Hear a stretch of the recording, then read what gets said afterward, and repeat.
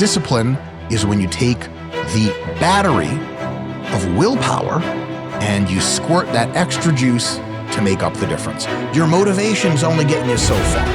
Usually it's far enough. Sometimes it's not. How do you bridge this gap? You bridge it with something called discipline.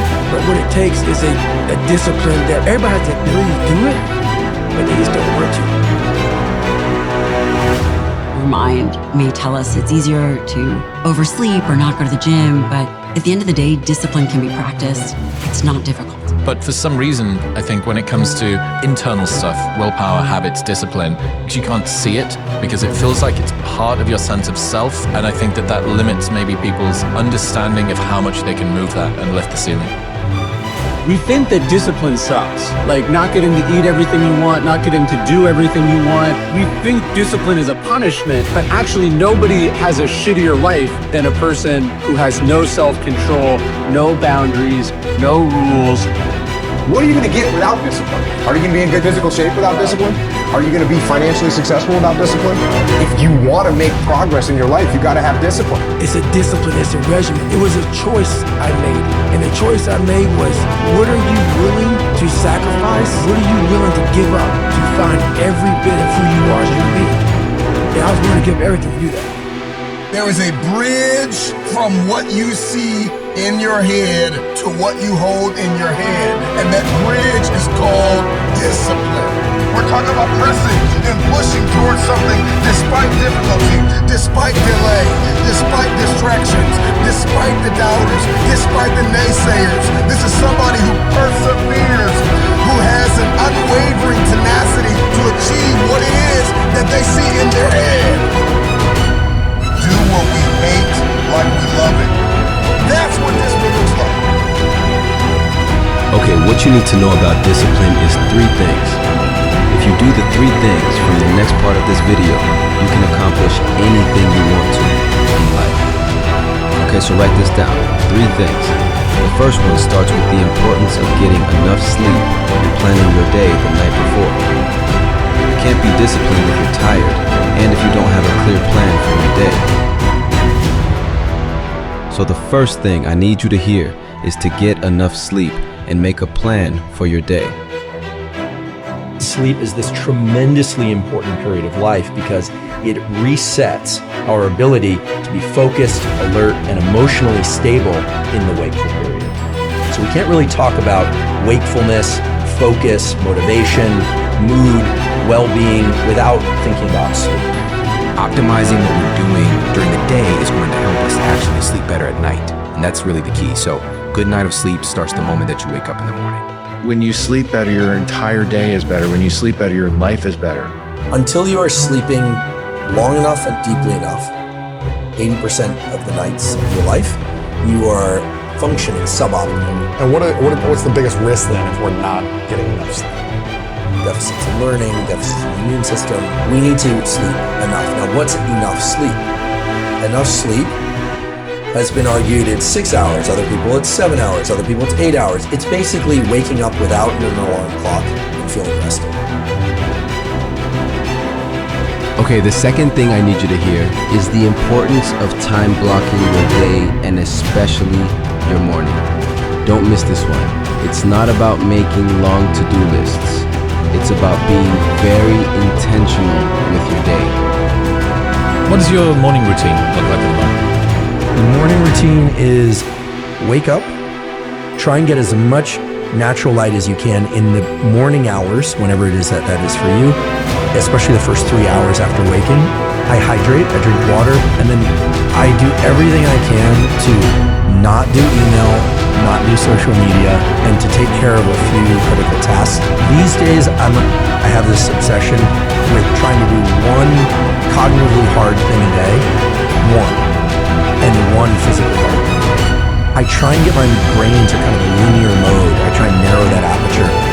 Because if I don't, the distraction that's created by social media and interactions with others can kind of wick out into the rest of the day. So I'm not necessarily trying to finish something in that time, but I try and do something challenging. I experience great pleasure from battling through something mentally challenging. So this is something I observed in myself, which is that from 6 a.m. until noon, my brain is very capable, my body is very capable of doing certain things far more easily than at other times of the 24-hour cycle. So I consider that sort of the first phase of my day. Sometimes I'm up by 6, sometimes it's 7, sometimes it's 8. Usually it's about 6:30. So I consider that one opportunity block. The second opportunity block, because I eat lunch typically around noon, between 1 and 6 p.m. So second opportunity block. And then the third is between 6 p.m. and bedtime, which for me typically is 10:30, but sometimes late. And you have to live. I mean, come on. So what I started to realize is that I can do really focused work in 2 but not 3 of those blocks consistently. I also noticed that if I exercise early in the first block, like between 6 a.m. and before 9 a.m., I have more energy all day long. But if I exercise starting at 9 or starting at 10, so halfway through that block, the second opportunity block is diminished. I'm kind of dragging. Maybe it's related to when I eat, but that wasn't changing when I eat or what I eat. So I'm very aware of the fact that I get sort of 2 opportunities from these 3 blocks. So I do think that people could benefit tremendously, not necessarily by following the schedule that I follow, but by paying attention to their natural cognitive and physical rhythms.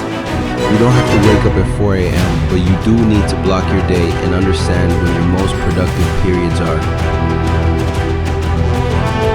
Okay, on to the last important piece of advice. Don't miss this one. Okay, here it is. Strive to be an emotionally mature person. And one way of doing that is by forcing yourself to do hard things.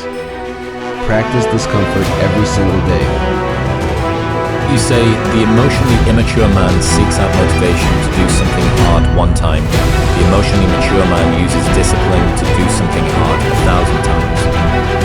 Why is emotional maturity related to motivation and discipline? Because when you have emotional maturity, you realize that some days you're not going to sleep well. Some days you're going to wake up and you've got your schedule and everything's planned out. And whether things go well or not that day, the emotionally mature man will still do what he has to do to stack his wins, to focus on his purpose. Whereas the emotionally immature man will say, well, I didn't sleep well, I had nightmares, so I'll stay in bed. Or it's raining outside, it's cold outside, I don't feel good. You have to stay the course no matter what. And it takes a high level of emotional maturity because your emotions dictate your motion, like what you're going to do.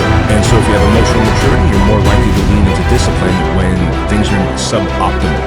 If you lack emotional maturity, then how you feel determines what you do next, which is very damaging to outcome-driven humans. You need to understand how your brain works. Doing hard things builds your brain and your ability to be disciplined.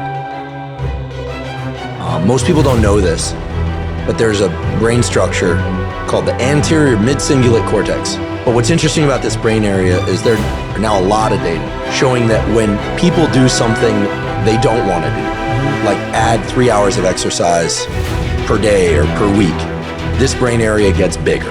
In many ways, scientists are starting to think of the anterior mid-cingulate cortex not just as one of the seats of willpower, but perhaps actually the seat of the will to live. Now we're talking. All the data point to the fact that we can build this area up, but that as quickly as we build it up, if we don't continue to invest in things that are hard for us, that we don't want to do, that's the part that feels so Gauguin-esque to me, that we don't want to do. Like if you love the ice bath, yeah, I love the ice bath, and you go from 1 minute to 10 minutes, guess what? Your anterior mid-cingulate cortex did not grow. But if you hate the cold water, if you're afraid of drowning, when you get into water and put your head under and survive, then the anterior mid-cingulate cortex gets bigger. It's that I don't want to do something but do it anyway that grows this area. That's how I've lived my entire life. I know nothing about that. But people go, man, you have such a strong will. It's something that you built.